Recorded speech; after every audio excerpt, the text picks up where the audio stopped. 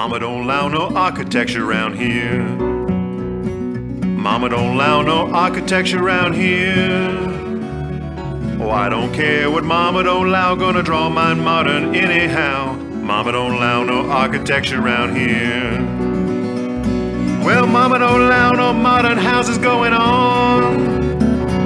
Mama don't allow no modern houses going on. Oh, I don't care what Mama don't allow, gonna love my modern anyhow. Mama don't allow no modern houses going on. Welcome to US Modernist Radio. Join George Smart and Frank King as they talk and laugh with people who enjoy, own, create, dream about, preserve, love, and hate modernist architecture, the most exciting and controversial buildings in the world. Show your support for the show by going to patreon.com/US Modernist Radio for all kinds of fun incentives to shamelessly empty your wallet. Today, US Modernist Radio welcomes modernist historian and activist Christine Madrid French. And now, the archivist Dwell magazine called The Lorax for Modern Designed Houses, along with the comedian who has performed on more cruise ships than norovirus, George Smart and Frank King. Welcome, podcast listeners. I'm George Smart, along with my good friend, comedian Frank King, and we're here talking about modernist architecture. Those oddball and often controversial homes and buildings in every major city that inspire us, divide us, and cause otherwise intelligent people to start podcasts. US Modernist Radio is brought to you by Sarah Sonk. When it's time to sell, listing alone isn't enough. Reach out to an agent who loves modernist houses with the expertise, experience, and track record to close your deal. She's Sarah Sonk, 919-601-7339, and by modboxusa.com. Turn your mailbox into a modbox with a one-of-a-kind Modbox USA's colorful, stylish, retro, mid-century modern mailboxes that complement your home's modern aesthetic and turns mail time into party time. See one now at modboxusa.com. And now here's Frank with the Modernist News. Alrighty, Dateline Beijing. In the Beijing IKEA, snoozing shoppers have reportedly become such an issue at that store's location, the Swedish retailer is having to crack down. Just last summer, however, it was fairly common in the Chinese store, and it appears that the home goods retailer was originally okay with it. That tune has changed, as now the Beijing location is throwing an Allen wrench into the works and is no longer tolerating those who opt for sleeping over shopping since they prevent other customers from testing and buying products. Well, it turns out that some, if not all, of the sleeping behavior is not as it would appear. No, recent interviews with those caught napping turned out to be rural Chinese recently moved to the city who, unfamiliar with a megastore's layout, which honestly would confuse the Minotaur, spend hours, sometimes days, wandering its aisles, becoming hungry and thirsty to the point of collapse, and so do so on the closest piece of furniture. So IKEA, take that and put it in your little red book. 2. Dateline Eindhoven, Netherlands. Spending a day at the sprawling and labyrinthine retailer IKEA is some people's idea of a nightmare, mine included. For others, it's a source of fun and inspiration. In that spirit, massive groups of patrons began organizing coordinated hide-and-seek games within European stores, resulting in more than 32,000 people signing on to attend a game in IKEA's Eindhoven location in the Netherlands. That compelled the home goods retailing giant to quash the brewing plans. Could be worse. Recently, according to Newsmax, a similarly large and unruly group of pranksters decided to descend on a Target store in Japan for, get this, a game of naked twister, and were indeed unclothed before you could say right hand red, left hand blue. When police arrived, most of the patrons donned their clothes and left voluntarily. However, several of the more, shall we say, enthusiastic couples, having become so thoroughly entangled, had to be separated using a crowbar and a bucket of ice water. And 3, Dateline Singapore. And finally, a word of advice from IKEA. Always believe in your shelf. Use a pun, go to jail, it's the law. Actually, that's part of the dialogue in IKEA's sometimes groan-worthy, sometimes wonderful ad campaigns. IKEA ventures into the private life of an unhappy couple. The entire scene is based around campy sexual innuendos, the highlight or low light, depending on your opinion, being the opening of the ad when the wife whines, and I quote, "I just wish you knew what to do with your junk," end quote, and closing with a couple appearing to make love to a Mulger shelf using an Allen wrench in something of a Pinocchio-inspired three-way. All that's missing was a catchy tagline at the end. I would have opted for, "Got wood?" Thank you. All right, thank you, Frank. My guest today is Christine Madrid French. I love that name. It just sounds like a senator. Very, very stately. She is one of America's foremost experts and activists on modern preservation. From the same high school that brought us John Wayne, she has earned respect from across the country, documenting and actively working to save modernist buildings. After college, she went to work for the National Park Service. Thus would begin a torrid relationship of a rapturous historianism, ending years later in a court case that we'll talk about today. Her graduate work was on Mission 66, a mid-60s push by the National Park Service for tourist services that featured a number of modernist buildings. Because a lot of the historic organizations in the country would not rally to save Richard Neutra's Cyclorama in Gettysburg, Pennsylvania, she created the Recent Past Preservation Network to save it and was involved for over a decade in the fight. Her next project is the Winton House in Minnesota, designed by Frank Gehry. It's going to be moved for a second time to a new site. So welcome, Chris French. Hi, thanks for having me today. Oh, yeah. So tell us about your high school. So you went to high school with John Wayne? No, I didn't. That's funny that you brought that up.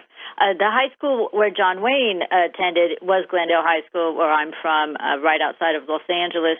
But that building burned down in 1964, and a new structure was built, and it was all modern, and that's where I went to high school. So you got influenced early on in geometry class with this stuff. I did, yes, exactly. But I felt like the ghost of John Wayne was inspiring me while I was there. Now, is the building still standing? My high school, yes. It is all outdoors. In Los Angeles, you don't need to have your indoor hallway, so the entire school, it was classrooms and lockers with just wide overhanging eaves, but it was all, the classrooms were air-conditioned, but everything else was outdoors. Oh, wow. You don't see that much in other states, certainly not in New Jersey or Minnesota. No, not really. Now, I also see here that you're a big fan of brutalism. Now, for our audience who may not have heard of this, and maybe it sounds like something from 50 Shades of Grey, tell them what brutalism is. Yes, for sure. Brutalism is based on a French term, béton brut, which is an exposed concrete. That's how it started. And what it was is almost not a reaction, but a transition from the steel and glass of the modernist period into something that was much more solid, very heavy. Interestingly, Paul Rudolph, who everybody knows as a brutalist, he designed the Yale School of Art and Architecture and many other gigantic concrete structures in Boston. He actually started with steel and glass in Florida. So he is one of the modernists that you can see this transition, moving from the clarity, the lightness, into a much stronger form. So this sounds like, a lot of concrete. What's there to love about this kind of architecture? Well, I didn't like it at first either. So, mid-century modern is what I'm really passionate about.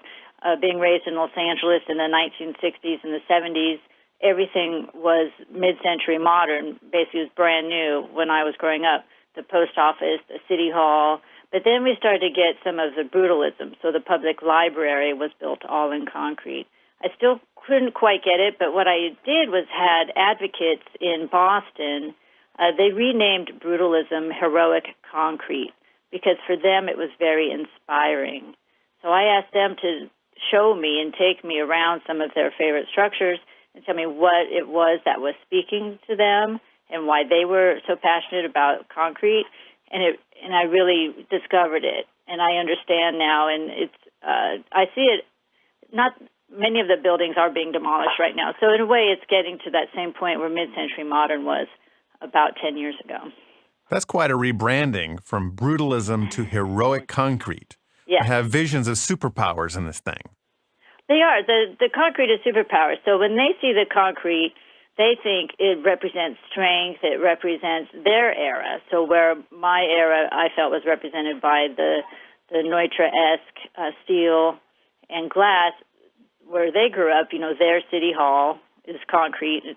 So these are people from Boston. So Boston City Hall was their city hall, an amazing concrete structure which has been endangered for probably 20 years, and they haven't moved forward on anything, which is good. But so that's what they see. They see the strength in it, and they like that. And I think in the 70s you'll see that especially civic structures were built very severe, and I think that was a reflection or an expression of what was going on in society. In the big cities, there were a lot of riots in the 70s, and they were trying to indicate like a strength, I think. And the reviews of these buildings over time are kind of mixed. It seems like some of them last and are very robust and still very usable, and others fall apart. Well, what's with that? I think that they actually last forever. It's basically a concrete bunker, that you're building. So Paul Rudolph's building in Orange, New Jersey, a government center. New York, yes, yeah. Yeah, it's currently endangered. They voted that we need to get rid of it. It's too hard to maintain. But really, once you pull the structures back together, every structure needs constant maintenance. A lot of these structures don't get maintenance for maybe 15 or 20 years as the style falls out of favor.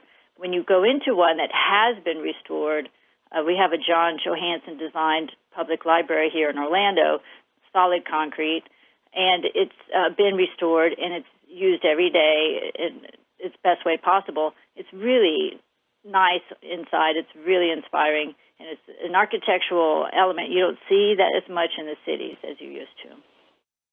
Now, you were involved in 1996 with the start of a very important fight to save the Cyclorama. And for our listeners who have never been there, the Cyclorama is a painting, a 400 by 50-foot circular image depicting Pickett's charge.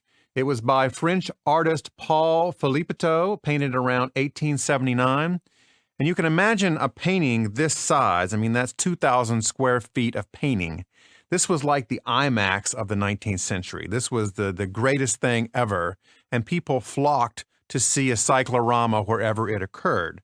In the 60s, the National Park Service built a building designed by Richard Neutra at the Gettysburg battlefield to house the cyclorama, and it had many, I guess millions of tourists over the years until the mid-90s when the National Park Service announced they were going to demolish it.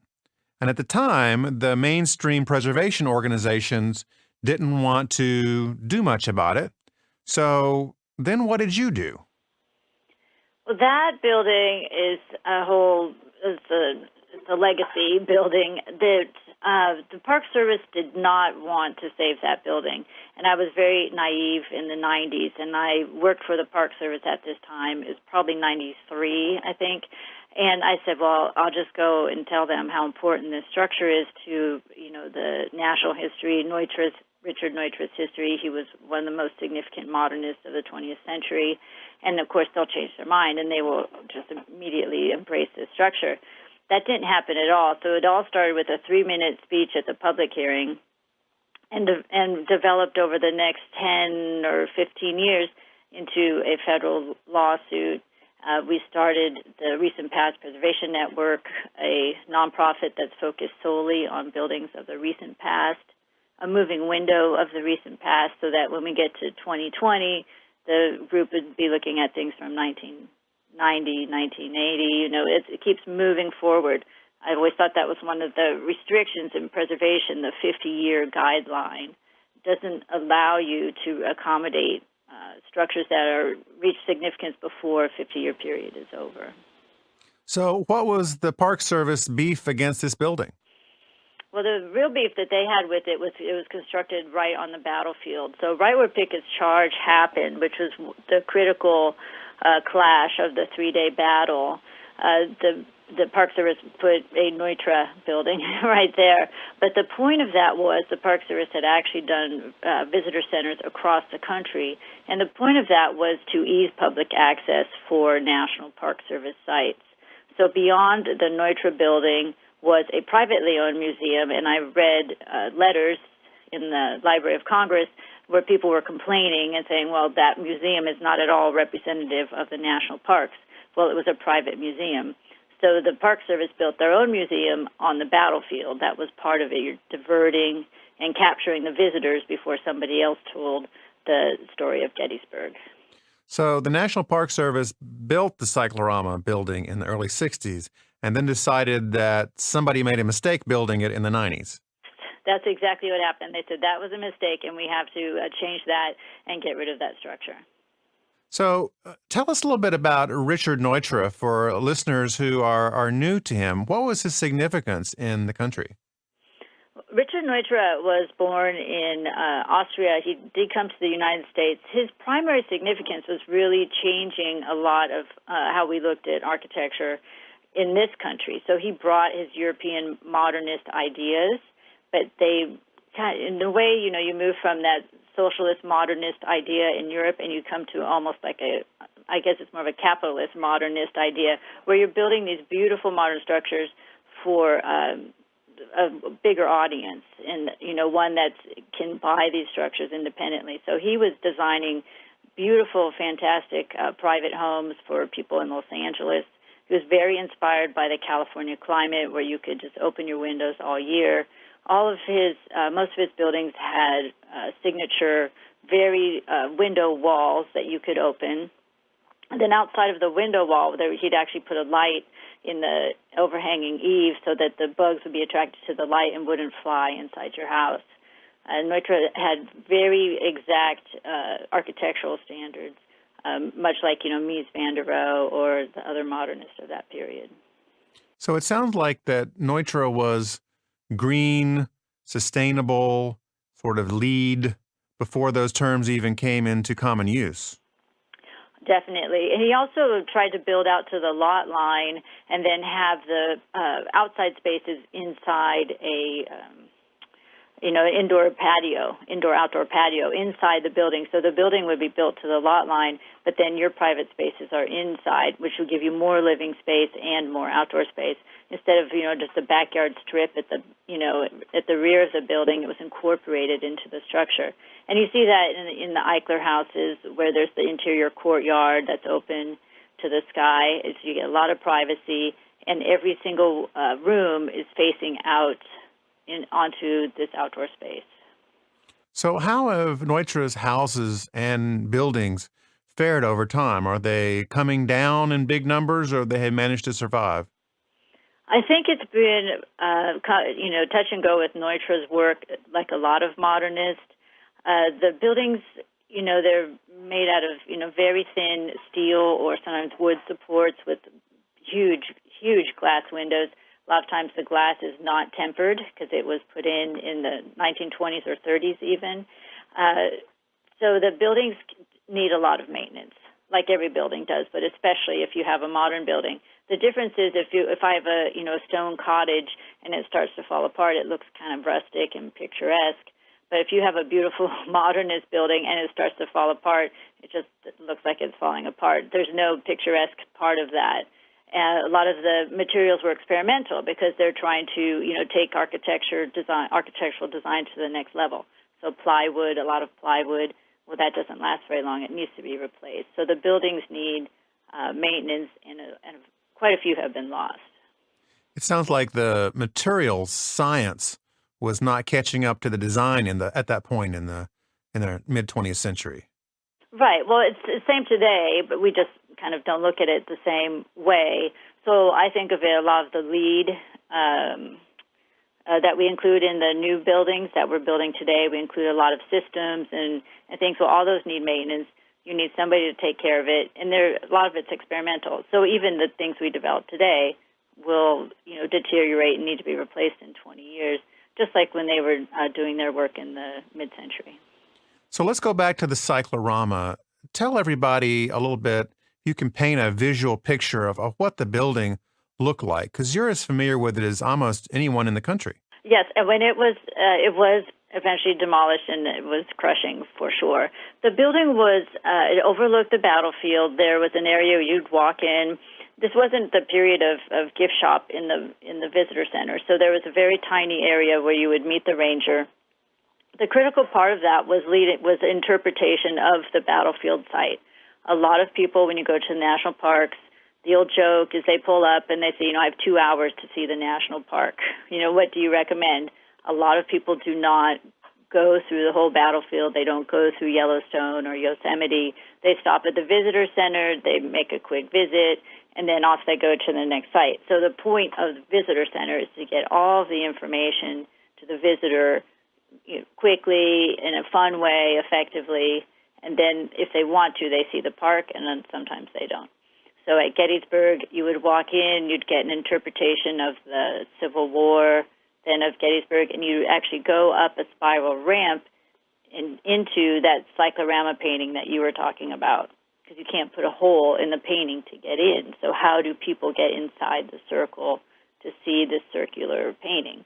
They would come up from the center and then stand on a platform and then go back out and exit directly onto the battlefield. So Neutro was trying to give you the painting and the battlefield in one experience. And what happened to the painting?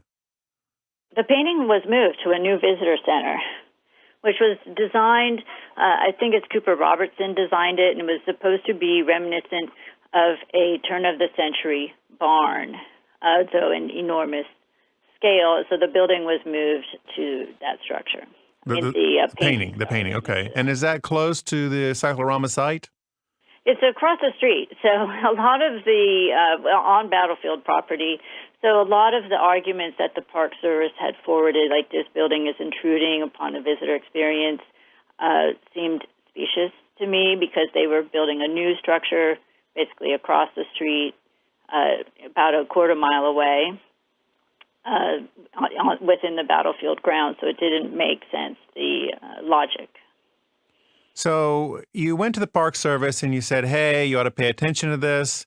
And they said, sort of, no, thank you very much. We're going to tear it down. Yeah. And what was the first sort of fight you put up to try to preserve it? Because you were in this for a long time. I was in it for a long time. And I'll tell you what really got me is I saw the superintendent, and he still works for the Park Service. I saw him at the Capitol building when Congress was, the Congressional Committee was reviewing the plans for the park site, and I saw him in the hallway at the Capitol in D.C., and he recognized me, and he says, I'm tearing this building down no matter what you say. He says, if you don't like it, you can sue, or you can sue us, basically. So I said, hey, that's a great idea. Anyway, so that's what we ended up doing, was taking the Park Service to court. So that was when, in 2008, 2009, somewhere in there? Yes. Mm-hmm. And then when you got your day in court, what happened? Well, we actually won. So this whole experience taught me a lot about historic preservation policy in the United States. We actually won. It was a federal suit. We won. The Park Service it was for the National Environmental Policy Act. They had not adequately reviewed any of the regulations that they needed to fulfill to demolish a building. The building was on the National Register, and a number of other Mission 66 visitor centers were National Historic Landmarks. And so the Park Service had failed to adequately do their due diligence. And so the court said, we win, but the Park Service then just really had to go back and redo their paperwork, and then they could go ahead with demolition, which they did. What we were hoping is that during this entire process that they would change their minds, and they never did. So basically, the judge in the case ordered the Park Service to rethink its plans, and they did, and they decided to agree with themselves. Yes, they did. They said, we were right, and they went ahead with it. And I think it was a real shame. The building, there are many options.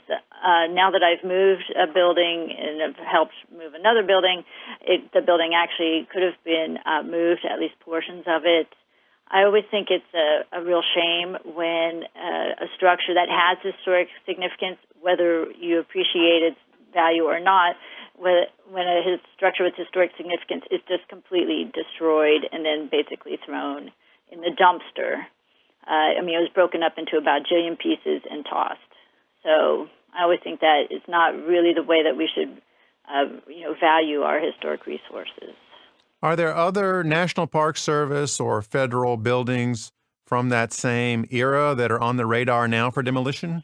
Not anymore. So maybe that, in preservation, you try to take your wins where you can. I think there were quite a few of these Mission 66 visitor centers up for demolition. This was in the early 90s, which is probably the beginning of this movement to save modern buildings, the real elevation of that movement to save modernist structures from the 50s and 60s. So in the early 90s, when I was working for the Park Service, I visited a lot of National Park Service sites, and I think almost every one of those buildings was going to be demolished. There were 100 visitor centers built, all modern, all through the United States, everyone interpreting its national park in its own way, completed by different architects, some regional, some national. A few of the buildings have been demolished. A beautiful one at Dinosaur National Park in Utah by Anshin and Allen. It was all glass, and it was actually built over an exposed dinosaur quarry where they were actually digging out the bones. But Utah, the ground moved because that's how the dinosaur bones were exposed. The ground moved, all the glass started cracking, and they had to take down that building. So that one is gone. But other ones have been completely preserved. Well, that's wonderful. Cool. Mm-hmm. So let's shift a little bit to a slightly newer building. Frank Gehry, the internationally well-known architect, designed a small house earlier in his career for a couple in Minnesota. It has come to be known as the Winton Guest House. A number of years ago, it was donated to a university to go on the grounds for their conference center, but it's going to have to be moved again, and you're involved with that. Tell us more about the Winton House. Well, the Winton Guest House is interesting, another preservation case where you learn a lot. So the building was donated to the University of St. Thomas. They moved it to one of their properties. Well, later that property was sold, and they said, well, we don't, it was actually sold to a rehabilitation center, so the building wouldn't really be accessed by the public ever again, at least in the current present. So they said, well, we'll retain rights to this building. We're going to move that building again, even though it was moved only about 4 or 5 years ago. So it's a huge process to move a Frank Gehry structure. This one it's this early period where we first started to break apart the building into individual rooms. So it's a little guest house. It was really kind of like a playhouse, and it has radiating rooms from a central tower. One of the rooms is made of stone, and it weighs 80 tons just by itself. 80 tons? Yeah, 80 tons. I'm trying to remember my high school science class. That's what, 160,000 pounds? Oh, yes. And it's huge. But it was moved in Minnesota climate, which you don't have a long construction calendar in Minnesota. Well, so now it has to be moved again. So the university, I was working with Dr. Victoria Young there and just helping the university look at all the options for this building. Now, if anybody wants to own this house, they can, right? Yes, it is up for auction. The reserve price is $1 million. The auction will be May 19th in Chicago. It's being auctioned by Wright, no relation to Frank Lloyd, Wright. But Wright auctioneers have actually conducted a few successful building auctions over the years. You will have to move it, though, of course, at your own expense. So that's going to be part of the challenge of finding a new owner for this building. So what does it cost to move a building where one piece is 160,000 pounds? I think the best estimate, well, once you get it on the truck, in theory, you could move it any place in the country as long as you have access on the roads. But it probably costs about $750,000, I think, if you were going to move it someplace in Minnesota. And you just can't call Mayflower for that. I mean, you've got to have some really specialized assistance. Yes. What I found out over the years is that building movers are very specialized, and they're usually family-owned and operated businesses that have been passed down father to son or, father to daughter over the generations. So I worked with a building mover here in Florida, and it was third-generation building movers. And it's the same in Minnesota. It was Stubbs Moving Company that moved it first, and I believe they're also family-owned and second generation. It's kind of like fireworks, I think. Most of the big fireworks companies are family-owned and pass it down. Yes. It's amazing. It's little niches in American business. Yes, and they do a lot of it by feel. When we were moving the Capon House here in Florida, I asked the movers, can I see all of your plans and how you're going to move this structure? We floated a 200-ton Victorian across a lake, and I said, how can I see your plan? He says, we don't write anything down. So it was all in their heads, but they're very precise, but it's all by feel, I guess. Mm-hmm. Well, that's an amazing thing. Is it going to be videotaped, the move, I assume? The Frank Gehry house? Yes. I would hope that whoever buys it would want to document the entire move. The good thing is a mover has moved it before, and he has a method. Okay. It's not easy, for sure. You have to disassemble the structure and then assemble it according to Frank Gehry's plans, which, can be complicated. Now, does Frank Gehry, get involved in this process at all, or does he care? I mean, what's his take on all this? I'm not sure his personal take, but he has been in contact with the university and with Dr. Young, and he knows that this is happening. When the building was first moved, he was very pleased with the results, and he had commented that he's seen his buildings demolished but never moved. I think it's interesting to note that no Frank Gehry buildings are listed on the National Register of Historic Places at this point, and none are National Historic Landmarks in this country. And as far as I know, none of them are actually protected. So this is where our preservation regulations, they kind of fall down a little bit. He's obviously one of the most significant architects of our period, but we haven't done anything to help secure that legacy as we move into the future. Are any cities on the cutting edge of that, being more proactive about protecting their modernist buildings of recent vintage? I think so. Los Angeles, I think, is the real lead. The Los Angeles Modern Committee just celebrated their 30th anniversary. So they've been working this for 30 years, and they had so many victories for maybe the last 10 years, and then all of a sudden it was loss. I'm not sure what's happening, but usually when the economy gets better is when you start seeing demolitions increase. Okay. So I am a citizen in a small town, let's say it's 100,000 people, and we have one modernist house that has been there since 1963, and a lot of people in town hate it. But a small group in town really likes it, and they've gone in it, and they think it can be saved, but we have no money and no organization. What do we do? Well, what I've tried to do is work with real estate agents, and actually now I try to work with developers. So instead of waiting for something to happen to a building, which is what happens a lot, I've tried to be more proactive and pitch the building to different people. It doesn't always work, but it's a start. And what's really illuminating is if you drive around town with a developer, and it's usually the buildings that they are looking at buying and demolishing are usually the same buildings that I would like to save. Okay. Because the buildings are usually starting to deteriorate. So if I was in a small town, I would I would start my own group for sure, my own nonprofit, and then reach out to the commercial side because you need the funding to save these buildings. In our area, we try to encourage people to get active when the building goes vacant. not when it is threatened, because you can do a lot more with a freshly vacant building than you can when bulldozers are on the way. I think so. It's especially if it's just vacant, you have a good chance. The only advantage of the bulldozer on the way is you can sometimes leverage that to get people to take action because they see that demolition is imminent. I would hope that it would be different and there would be more planning in advance, but sometimes that's what it takes to really get the public's attention. Now, Chris, in wrapping up, tell us a little bit about your house. You've got a really cool mid-century A-frame in Florida. Mm-hmm. Yes, it's a 1959 A-frame. I have not been able to figure out the architect. I was reading through Chad Randall's book about A-frames, which is really the only book out there that discusses the whole history of these structures.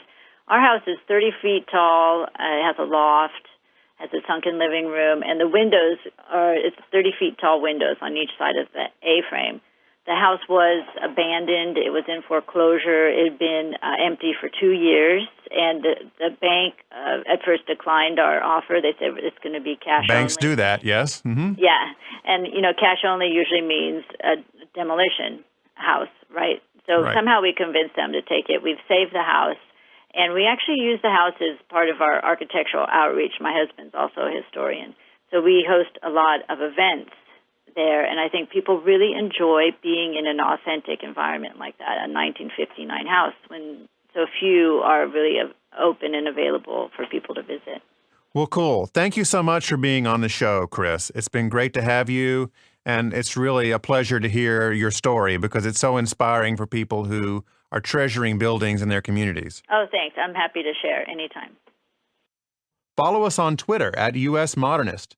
Get all kinds of cool stuff from supporting the show at patreon.com/US Modernist Radio or email us at comments@usmodernistradio.org. US Modernist Radio is sponsored by modboxusa.com and their swanky, colorful, stylish, retro, mid-century modern mailboxes, and by Sarah Sonk, the real estate agent who loves modernist houses just as much as you do. 919-601-7339. I want to thank Chris French again for being on the show. Thank you, Chris. Thanks. And a huge shout out for 3 people whose generosity of time really helped us build the show from the ground up. And that would be Frank Santopadre of Gilbert Gottfried's amazing Colossal podcast, which is just hilarious, Judy Carmichael of Jazz Inspired, and podcast producer Curtis Fox.